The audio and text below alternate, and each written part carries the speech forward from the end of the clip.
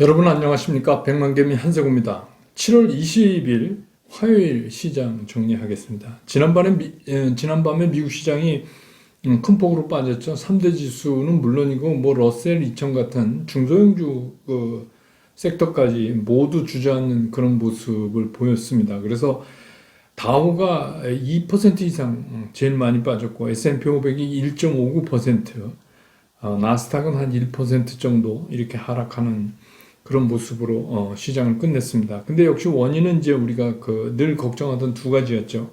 하나는 이제 인플레이션에 관련된 거, 또 하나는 코로나19가 이제 재확산되는 거, 변이종으로. 이 두 가지가 이제 다시 시장에서 되살아나면서 시장이 덜썩 주저앉았습니다. 근데 이제 뭐 이 구체적인 이유는 이렇지만 실제는 시장이 그동안에 이제 상승 모색을 하기 위해서 여러 루트를 이렇게 애를 쓴 거죠. 근데 그게 이제 모두 막히니까 일종의 이제 시장이 좀 히스테리적 그런 이제 반응을 보였다, 이렇게 보여집니다. 우리 시장도 뭐 당연히 어제에 이어서 미국 시장이 그렇게 이제 큰 폭으로 하락한 걸 보고선 출발을 하니까 출발 자체가 상승 출발은 당연히 할 수가 없었어요. 그런데 하락 출발하고서 조금씩 이제 시장이 좀 살아나는 그런 모습을 보였고, 코스닥 같은 경우는 거의 이제 보합에 근접하는 그런 모습까지도 보여줬었어요. 그런데 오후 들면서 이제 재차 두 번째 하락이 이어졌고, 그러니까 사실 오늘은 하루지만 이틀 같은 시장이었어요. 그래서 재차 하락을 했고, 이제 종가 무렵에 가면서 이제 조금씩 하락폭을 또 다시 좁혔습니다. 그래서 코스피 경우는 3.5% 하락을 해서 어쨌든 간 지수상으로는 3,200 선 위에서 일단 좀 비교적 단단하게 방어하는 데 성공했다, 이렇게 보여집니다. 오전 내내 순매수는 기관 혼자 했었어요. 기관 혼자서 계속 오늘 코스피 시장에서 사고 있었는데, 뭐 그러다 보니까 시간이 지날수록 그 순매수 규모가 조금씩 이게 줄어갔죠. 외국인들은 오히려 시간이 지나갈수록 그 매도 쪽을 늘려가는 이제 그런 모습을 보였다가, 종가가 이제 시작되는 3시 넘어서부터는 이제 조금씩 매도를 좀 줄여가는 그런 모습을 보였고, 처음에 이제 매도에 나섰던 개인들은 이건 이제 뭐 상당히 좀 놀라서 그렇게 파신 것도 있을 거예요, 오전에. 그러다가 이제 지수가 재차 오후에 다시 하락을 하니까 다시 이제 순매수 쪽으로 이렇게 전환을 하는 그런 모습을 보여줬습니다. 그래서 오늘 코스피 시장에서 외국인들이 1,700억이 넘게 순매도를 했고, 개인은 뭐 한 370억 조금 이상 순매수를 했고, 기관이 이제 1,500억이 넘는 그런 순매수를 하는 그런 모습을 보였습니다. 근데 코스닥도 말씀드렸지만 한때는 이게 오늘 코스닥 플러스 나는 거 아니야, 뭐 이런 생각을 할 정도로 보합권에 굉장히 가까이 회복되는 그런 모습을 오전에 보였었어요. 그랬는데 기관들이 이제 계속해서 코스닥 쪽에서 매도를 이어가면서 결국 오늘 만들었던 코스닥에서 고점은 넘기지 못하고 이제 장을 마감을 했습니다. 그래서 코스닥 시장에서는 외국인들이 900억이 넘게 순매수를 했고, 개인도 100억 넘게 샀고, 기관만 이제 900억 넘게 순매도를 하는 그런 모습을 보였습니다. 근데 어쨌든간 기술적으로 보면 오늘은 이제 코스피 코스닥 둘 다 이제 양봉을 만들었다는 게 그나마 이제 우리가 좀 희망을 얻을 수 있는 거 아닌가, 이런 생각이 들고, 한 가지 이제 또 문제는 이제 환율이 1150원 40전으로 끝나는 것 같은데요, 지금 보니까. 그러니까 뭐, 2원 40전 원화가 약해졌죠. 그래서 뭐, 퍼센테이지로는 얼마, 0.23% 밖에 안 되는 거지만, 우리가 이제 심리적으로 이렇게 저항선을 보고 있는 1150원 위로 올라갔다는 게 별로 그렇게 뭐 유쾌한 건 아닙니다. 그래서 이제 환율도 우리가 계속해서 좀 신경 써서 봐야 되는 거 아닌가, 이런 생각이 듭니다. 오늘 시장의 특징은, 오늘은 이제 뭐, 여러분들 잘 아시는 메타버스의 날이었어요. 그래서 이제 이게 왜 그러냐면, 메타버스는 어떻게 보면 시장에서 별로 손이 안 타는 거라고도 볼 수 있죠. 예, 이제 새롭게 뭐, 이게 나오는 건데, 그런데 이제 여기에 불을 당긴 게 뭐냐면, 여러분 아시는 맥스트가 공모주, 그 청약 사상 최고의 경쟁률. 근데 이거는 여러분 아시지만 AR 기반으로 하는 그 메타버스 개발한 쪽에 있는 회사잖아요. 근데 6,763대 1. 예. 그럼 뭐 이렇게도 한 주나 받을까 뭐 근데 아무튼 그렇게 해서 이게 이제 불을 질렀어요. 그러면서 이제 오늘 같은 시장에서는 메타버스 이런 관련 주들이 일제히 상승하는 그런 모습을 보였습니다. 그래서 이 메타버스는 사실 어떻게 보면 우리나라에서는 아직 이게 뭐 미국하고 조금 다른데 이게 메타버스다라고 딱 집어서 얘기하기가 되게 좀 애매하긴 해요. 예, 그런데 어쨌든 제 생각으로는 이번 주 브런치 카페에서는 이 메타버스에 대해서 좀 설명하고 관련주들도 좀 이렇게 소개하는 그런 시간을 좀 가져야 되는 거 아닌가 이런 생각을 하고 있습니다. 그 다음에 이제 그 또 한 가지 우리가 눈여겨봐야 될 게 참 좋은 여행이에요. 참 좋은 여행이 오늘 4.5% 이상 상승을 했어요. 오늘 같은 장에. 더군다나 이제 코로나 이런 게 재확산되고 이러니까 참 좋은 여행이 올라가면 안 되잖아요. 우리가 상식적으로. 근데 이제 이게 왜 이렇게 된 거냐면 참 이게 제가 코로나 이제 끝나고서 보복 소비 관련된 데를 작년 연말에 그 참 좋은 여행 그게 만 원대 근처였죠. 만 원 조금 넘어서 그때 이제 말씀드렸던 기억이 나는데 좀 이거 사신 분들 잘 되는 분들은 또 이렇네요. 그러니까 뭐냐면 미국의 그 가상현실로 자전거 타는 소프트웨어를 개발하는 개발업체가 있어요. 스위프트, 스위프트라는 회사의 지분을 이제 갖고 있다. 이 참 좋은 여행이. 그러니까 오늘은 이거는 사실은 메타버스로 오른 겁니다. 그래서 여행사가 오늘 4.5% 이상 상승하는 그런 모습을 보여줬습니다. 그 다음에 이제 오늘 또 우리가 눈여겨봐야 되는 거는 이제 원자력 관련이에요. 여러분 아시지만 그 전력 예비율 우리가 예측한 대로 됐죠? 네, 저희 아파트도 뭐 그것도 써붙였대요. 전기 뭐 어떻게 뭐 30분씩 돌아가면서 에어컨 켜고 뭐 이런 얘기. 그러니까 계속 이제 폭염이 계속되고 또 수출 물량이 증가되면 공장도 계속 돌려야 되고 그렇게 되면 이제 이게 잘못하면 블랙아웃 될까봐. 그런데 이제 예비율이 4.2%로 떨어졌다 그래요. 그래서 할 수 없이 산업부가 이제 원전 재가동을 결정을 했죠.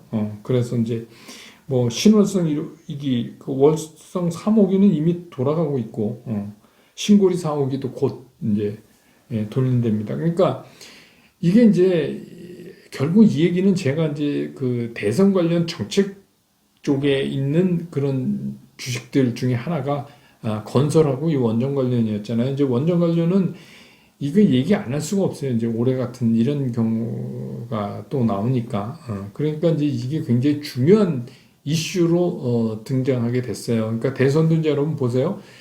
사실은 이제 그 예비 대선 주자를 뽑는 뭐 그 당내 예비할 때는 뭐 여러 가지 이제 개인적인 신상 털기가 시작이 됩니다. 뭐 이 사람이 어떻고 뭐 이렇고 뭐 땅이 어떻고 뭐 자식한테 뭐가 어떻고 이런 얘기 막 나오잖아요. 근데 뭐 이제 뭐 국민들 입장에서는 뭐 좀 웃기지만 그게 그거죠. 뭐 누가 누구한테 뭐 그런 얘기 정치하는 사람들은 뭐 우리 국민이 바보가 아닌데 뭐 그리고 뭐 깨끗한 사람 이런 거 잘 안 따지는데 일단 그게 이제 예비선거 때 다 털려요. 그러면 그 다음엔 뭐가 되냐? 이 정책 대결을 해야 돼요. 그 다음에 이제 정책 대결을 해야 돼요. 우리 국민들 수준이 그 정도는 됩니다. 네, 그 정도는 돼요. 그래서 그렇게 되면 우리가 이거 빼놓을 수 없는 게 이 원전화도예요.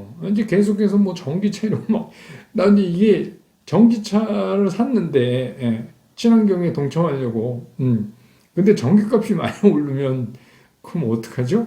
돈이 더 들면, 그러니까 하여튼 여러 가지 생각해 볼 수 있어요. 그래서 이게 뭐, 우리가 이 원전을 안 하겠다는 걸 선언적으로 하는 것보다는 이제 이런 주식시장에서는 현실적인 문제를 얘기를 해야 되니까 이게 무슨 찬성 반대 이런 개념이 아닙니다. 오해하지 마세요. 그러니까 이거는 이제 그런 개념으로 자꾸 따지게 되니까 이게 대선에서 확실히 이제 중요 이슈로 자리 잡아간다. 오늘 이제 그런 게 더 뒷받침됐다. 이런 생각을 이제 우리가 해볼 수 있고. 그 다음에 이제 셀트리온입니다. 셀트리온이 오늘 이제 10,000원 오르면서 끝났어요. 셀트리온이 정말 요새 하루를 못 버티는데 그래도 오늘은 잘 버텨서 3.8%. 셀트리온 가지고 고생하는 분들은 이제 그나마 좀 다행이신데, 셀트리온 코로나 치료제 있잖아요. 레키로나.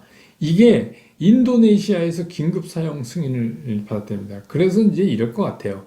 소위 말하는 선진국들은 막 백신으로 막 이렇게 하잖아요. 그래서 이제 거기에 못 미치는 데는 쉽게 얘기해서 이제 이머징 국가나 뭐 이런 데는 뭐 어쩔 수 없이 이제 치료로 대응하는 수밖에 없잖아요. 하여튼 뭔가는 해야 되지 않습니까? 예방 접종을 하든지 치료를 하든지. 그런데 이제 여기 재미난 게 하나 딸려 나왔어요. 오후에. 예, 이게 뭐 사실 확인이 기사로 났는데 사실 확인은 잘 모르겠어요. 근데 워낙 재미난 얘기라 삼성 바이오로직스가 결국 셀트리온과 CMO 계약을 맺는다는 거예요. 그러니까 뭐죠? 완제품 생산을 삼성 바이오로직스에서 한다는 거 아닙니까? 레키로나를. 이게 왜 그러냐면 지금 이제 제일 먼저 인도네시아가 긴급 사용 승인을 내려줬지만 지금 현재 상태에서 뭐 말레이시아, 사우디아라비아, 뭐 인도, 브라질, 멕시코, 요르단, 아랍에미레이트 뭐 이런 데에 지금 다 이렇게 긴급 사용 신청을 해놓고 있대요. 그러니까 이제 이런 데가 다 이제 이 백신 접종이 좀 부실한 데 아닙니까? 그러니까 이게 이제 막 한꺼번에 딱 이렇게 되면 아까도 조금 전에 말씀드렸지만 백신을 놓든가 아니면 빨리빨리 치료제를 주사 놓든가 뭐 하여튼 둘 중에 하나 해야죠. 그래서 그런 효과인데 앞으로 이거는 우리가 좀 신경 써서 좀 봐야 됩니다. 이게 이제 어떻게 시장에서 풀어질지. 질문하신 거 오늘 두 가지인데 하나는 카카오고 하나는 HMM입니다. 그래서 첫 번째 이제 카카오 얘기는 뭐냐면 매수 청구권이 발생했는데 이게 뭐냐? 매수 청구권이 뭐냐? 이런 얘기고, 예, 카카오가 향후에 어떻게 되느냐? 그건 뭐 카카오에 대해서는 여러 차례 뭐 집중적으로 말씀드렸지만 뭐 요즘 장이 이러니까 또 다시 짧게 말씀을 드릴게요. 매수 청구권이라는 건 이런 겁니다. 어떤 회사가 합병을 해요. 합병을 결의해요. 근데 합병에 반대하는 주주도 있을 거 아닙니까? 아니 나는 합병 싫어. 이런 사람들은 그 회사에다 내 주식 사가 이렇게 해서 매수 청구권을 얘기할 수 있어요. 나는 매수진이 합병하는 거 찬성하지 않아. 난 반대야. 그리고 난 이제 니네 주주 안 할래. 내 주식 사가. 이렇게 이제 얘기하는 거예요. 그러면 이제 그게 뭐 관련법에 따라서 이제 그 관련 법령에 따라서 매수 청구권 가격이 결정되고 그 신청한 사람에 한해서 이제 사주고 뭐 이런 게 있어요. 그래서 카카오가 매수 청구권이 발생했다는데 그렇지 않습니다. 카카오는 매수 청구권이 없어요. 이번에 이게 뭐냐면 카카오 커머스랑 합병하는 거 아니에요? 옛날에 잘라냈던. 이거는 소규모 합병이에요. 소규모 합병은 원래 합병은 주주총회 결의 사항인데 소규모 합병은 이사회에서 결정을 지어요. 그러니까 주주들한테 이사회 결정에 반대하시는 분 그럼 빨리 증권에서 통해갖고 반대 의사를 내세요. 이렇게 안내를 하는 겁니다. 반대 의사를 내라는 겁니다. 근데 그 반대 의사를 낸 주주가 2분의 1이 넘어가면 그럼 합병 못해요. 근데 뭐 지금 이제 카카오 커머스는 그럴 일이 절대 없죠. 그러니까 이거는 소용없는 거예요. 그러니까 이게 왜 소규모 합병은 뭐냐면 이게 카카오 커머스를 흡수해서 인수하면 그 커머스 주주한테 뭘 줘요? 카카오 주식을 줘야 되잖아요. 그 발행하는 주식이 100분의 10을 초과하지 않거나 아니면 두 회사의 자산 규모가 100분의 5 이하이거나 그러면 소규모 합병으로 처리돼요. 이사회 결의로 한다는 얘기입니다. 그렇게 되면 매수 청구권이 없습니다. 반대할 수 있는 권리만 있어요. 근데 반대를 막 이 소액주주가 굉장히 많이 해갖고 50%가 넘어갔다. 그러면 합병 못해요. 근데 그런 일은 전혀 없어요. 그래서 이거 지난번에도 댓글에 어떤 분이 질문해 주셔서 제가 그냥 있으시면 됩니다. 이렇게 이제 간단히 답변을 드렸는데 이제 그게 더 답답하셨던 모양이죠. 예. 저는 이제 약간 그런 스타일이죠. 이거 뭐 여러분들 골치 아프게 이거 전혀 주가에 영향도 없는 거로 신경 쓸 필요가 없는데 매수 청구권은 그런 겁니다. 그래서 이건 그냥 있으시면 되고 자 그다음에 이제 뭐 카카오가 어떻게 되느냐 막 이런 얘기 하는데 여러분 이 카카오가 쭉 잘 가다가 첫 번째 조정이 나온 게 6월 24일이에요. 그때 장대음봉 나오면서 거래량 터져서 제가 그랬죠. 이제부터 본격적인 조정에 들어간다. 그때 영상을 여러분 다시 보시면 그때 제가 살짝 지나가듯 여러분한테 드린 말씀이 있어요. 만약에 여기서 14만 7천 원이 무너지면 카카오에 대한 생각을 달리 해야 된다. 이렇게 한번 말씀드렸어요. 그 조심해서 들으신 분들은 알겠지만 오늘 저가가 14만 9천 원이에요. 그러니까 제가 얘기했던 14만 7천 원하고 뭐 1, 2천 원 차이는 나지만 어쨌든 그 14만 7천 원이라고 한 거는 제가 그냥 기술적 분석으로 도출해낸 거지 뭐 제가 이렇게 무당처럼 맞춘 건 아닙니다. 근데 이제 그 정도 되면은 이거는 재매수를 그 언저리에서 들어오겠다 이렇게 됐는데 오늘 또 마침 JP 모건이 48만 주나 사러 들어왔네요. 그러니까 근데 이제 그러면 끝났냐? 이게 그러면 이제 지금부터 다시 카카오 가냐? 이런 거 아니라고 말씀드렸죠. 예. 카카오는 조정하는데 시간이 좀 필요해요. 그리고 이제 다행히게 그 뱅크하고 페이 사이에 다닥다닥 붙었던 그 IPO가 이제 좀 벌어졌잖아요. 페이에 대해서 가격 산정 다시 하라고 돌려보냈으니까. 그게 어떻게 보면 이제 카카오에 득이 될지 아닐지, 뭐 득이 되게 카카오가 만들겠죠. 예. 어차피 카카오는 이 연타 흥행을 굉장히 오랫동안 고대했던 회사니까, 그렇지만 아무튼 시간은 좀 필요할 걸로 보인다. 이렇게 말씀드립니다. 그 다음에 이제 HMM 그 영구채 문제인데, 이게 여러분들이 이거 뭐, 영구 이렇게 하면은 무슨 그 옛날 코미디언 생각하시는 분들까지도 계실 거예요. 이 영구채가 우리한테 익숙치 않은 단어잖아요. 이게 뭐냐면, 이 HMM이 여러분 아시지만 2018년도부터 이제 HMM이 완전히 주저앉아서 혼자서 살 수가 없으니까 쉽게 얘기해서 산업은행 KDB가 진짜 수혈을 해주고 링거 꽂고 그냥 버티고 그러는 상태 아닙니까? 그렇다고 이 사업이 나쁜 사업이 아니라 요새 이제 각광을 받지만 이게 이제 해운 운송 사업인데 그래서 이제 그때 조금 이제 미래지향적으로 배도 만들고 그때 만들었던 참 그 왜 또 12척인지 모르겠는데 하여튼 컨테이너선 대형 컨테이너 최신형이죠. 그 12척이 지금 돌아다니면서 이제 돈을 버는 거예요. 그래서 분기에 1조씩 이익을 내는 겁니다. 그런데 그걸 하려니까 여러분 한번 생각해 보세요. 돈이 얼마나 많이 들겠어요. 근데 그러지 않아도 거덜나서 들어눠 있는 회사가 무슨 수로 배를 만듭니까?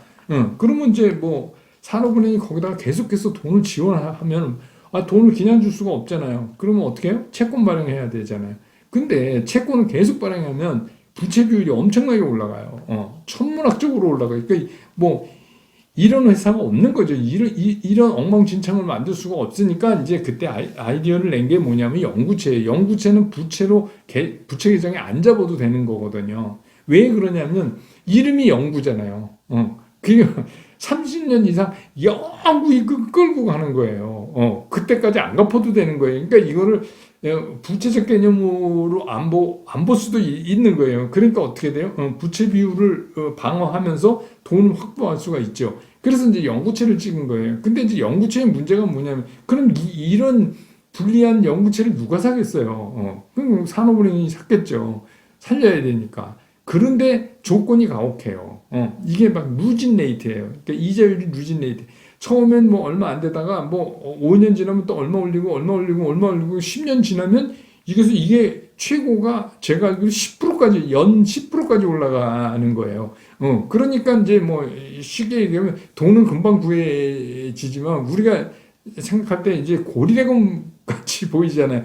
당연히 이자 많이 주면은 뭐 오랫동안 그렇게 하는 거죠. 그게 이제 영구채예요. 그러니까 이 영구채 문제는 어떻게 보면 이거 언젠가 갚아야 돼요.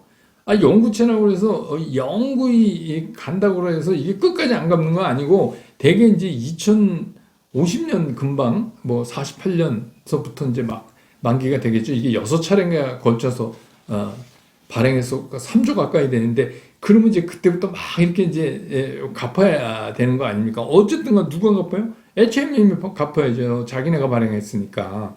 지금은 별로 문제가 안 됩니다. 근데 이제 결국은 이건 갚아야 될 돈이에요. 그러니까 가계로 얘기하면 그냥 오랫동안 안 갚아도 되는 빚이 있는 거예요. 아파트에 빚이 있는데 너 이거 30년 후에 갚아. 이렇게 되면 지금 당장은 빚이 없는 것처럼 느끼지만 궁극적으로는 갚아야지 되는 거 아닙니까? 언제 가든. 그 얘기입니다. 근데 이제 이게 KDB가 산업은행이 해운회사가 아니니까 이거 HMM을 이제 살려놨으니 이거 갖고 있을 이유가 없어요. 그래서 이걸 제3자 매각을 해야 됩니다. 그걸 뭐라 그래요, 우리가? 그냥 듣기 좋은 말로 민영화 이런 거 아닙니까? 왜냐하면 산업은행이 대주주가 되면 민영화가 아니죠. 그러니까 민영화를 시킨다는 얘기는 무슨 얘기냐면 제3자한테 매각하겠다는 거예요. 그래서 지난번에 이제 그 3천억 CB 전환해서 6천만 주 이렇게 돼서 지금 이제 산업은행과 그 옆에 이제 뭐 같이 있는 그 관변단체 해운 뭐 관련 그런 것들이 다 가지고 있는 거 합치면 35%가 넘는단 말이에요. 그러니까 지배권이 확실히 있으니까 그 주식을 제3자한테 딜하면서 블록 딜로 민영화 시킬 수가 있죠. 그것도 우리가 이미 다 알고 있는 거예요. 그런데 그러면 그 사가는 사람 입장에서 그 영구채 언젠가는 갚아야 될 빚이 이제 있다는 거는 이거는 되게 찜찜하잖아요. 그거 한두 푼도 아니고 3조 가까이 되니까 그러니까 산업은행 입장에서는 이거를 해결하지 않으면 이거 팔 수가 없는 거예요. 그래서 예전에 제가 HMM 특집을 할 때 이거는 결국 아이디어를 낼 거다. 금융 쪽에 있는 사람들이 얼마나 이런 거 잘하는데 아이디어를 냈는데 첫 번째 얘기가 신문 기사로 나온 거예요. 그래서 이거를 잘라서 이제 이 영구채를 매각하겠다 이런 얘기 아닙니까? 영구채를 매각하겠다. 그래서 그러면 여러분 한번 생각해요. 지금처럼 잘 나갈 때 이거 요새같이 이익 나면요 1년이면 다 갚아요. 그러면 어떻게 해요? HMM 빚이 없어요. 하나도 없어. 빚이. 그러면 지금 이게 5만 원 언저리에 있어야 될 주식이 아니죠. 그렇죠.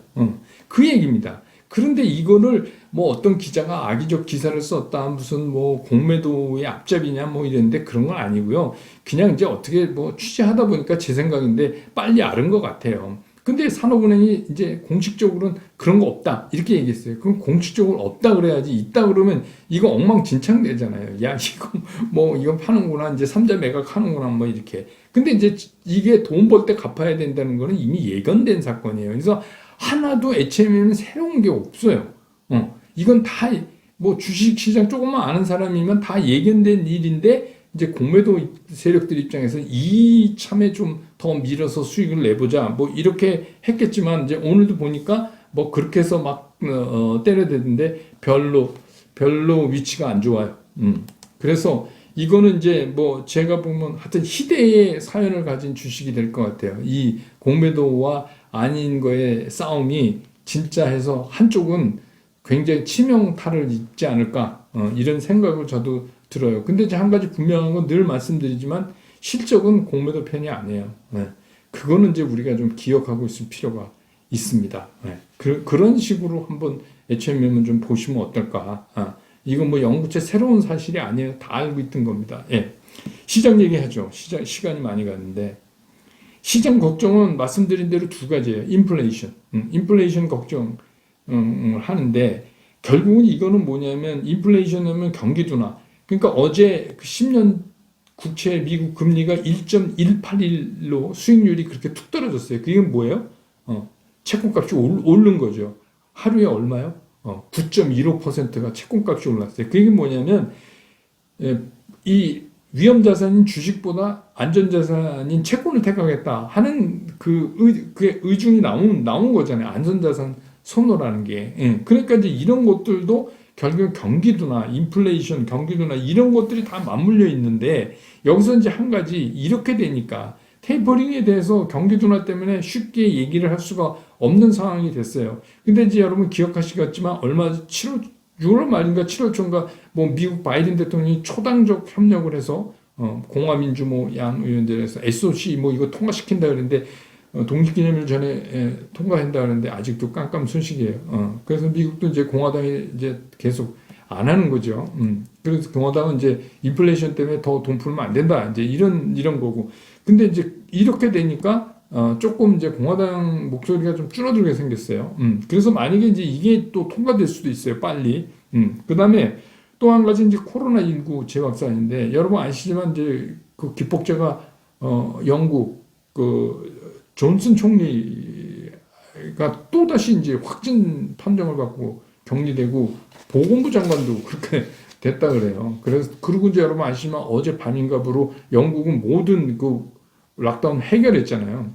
해제했잖아요. 그거 난리가 났습니다. 그래서 뭐가 맞을지 몰라요. 어떤 게 맞는 건지는 모르는데. 그리고 이제 도쿄올림픽에서 확진자가 계속 나오니까 도쿄올림픽 공식 후원사인 도요타가 후원 거부하겠단 말인지 이런 얘기 나오고 이래서 결국 이 두 가지가 이런 것들도 식물 경기의 회복을 늦게 할 것이다. 아니면 이게 어떻게 보면 경기 정점을 이미 찍은 거 아니냐 뭐 이런 얘기가 나와요. 근데 이제 그렇지만 시장은 이미 알고 있어요.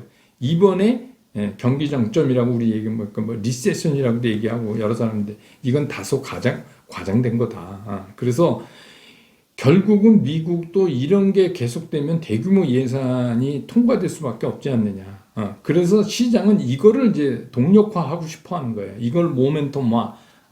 그래서 우리 시장도 이제 미국 시장의 영향권에 있기 때문에 저는 이렇게 보는 거죠. 일단 추가적인 것 말고 단기적으로는 이번 이제 충격에 단기적으로는 이번 주 중에 단기 저점이 뭐 내일이든지 모레든지 이 단기 저점이 형성되지 않을까 이렇게 보고요. 만약에 여러분이 갖고 계신 그런 종목들이 떨어졌는데도 이뻐 보인다. 그건 뭐냐면 그 기업에 대한 신뢰가 있는 거잖아요. 그러면 가지고 가시는 게 맞는 거죠. 그리고 만약에 많이 떨어져서 사시고 싶다 해도 그런 이쁜 종목, 다시 말해서 주가가 떨어져도 걱정이 별로 안 되는 그 기업의 상태나 앞으로의 거를 봤을 때 신뢰가 가는 그런 걸로만 구성해야 된다. 단 지금부터는 현금이 굉장히 중요하기 때문에 사실 때도 허겁지겁 빠졌다고 무조건 허겁지겁 사시는 게 아니다. 이번 기회 놓치면 다음에 기회 또 있다. 이런 생각을 가지셔야 되고 정말이지 다음에 기회 또 있을 수도 있어요. 그런 일이 없으면 좋겠지만 주식시장은 뭐 모르죠. 근데 제 생각에 1차로 이번에 한번 턱턱 하는 거 제가 얘기했잖아요. 그게 이제 이번 주에 단기 저점을 한번 형성해 주는 것 같고, 그 다음은 이제 또 따라가면서 한번 봐야죠. 근데 이제 여러분이 제일 잘못하시는 게 떨어지는 날 뒤따 팔고, 오늘도 막 최악의 저점에서 파신 분들이 있을 거예요. 근데 여러분 그런 거 진짜 하지 마세요. 여러분이 이뻐 보이는 주식이라면 절대로 그러시면 안 돼요. 그럼 주식 투자 할 수가 없습니다. 만약에 쫓아내려가면서 파셨다. 그러면 그분은 증시를 떠나셔야 돼요. 왜냐하면 그 판 거 들고 이 주식시장 주변에서 어쩡거리고 있다가 주가가 다시 튀어올라서 막 가면 이런 분들은 쫓아가서 사요. 그러면 어떻게 해요? 단기 상투에 똥 걸리는 거예요. 네.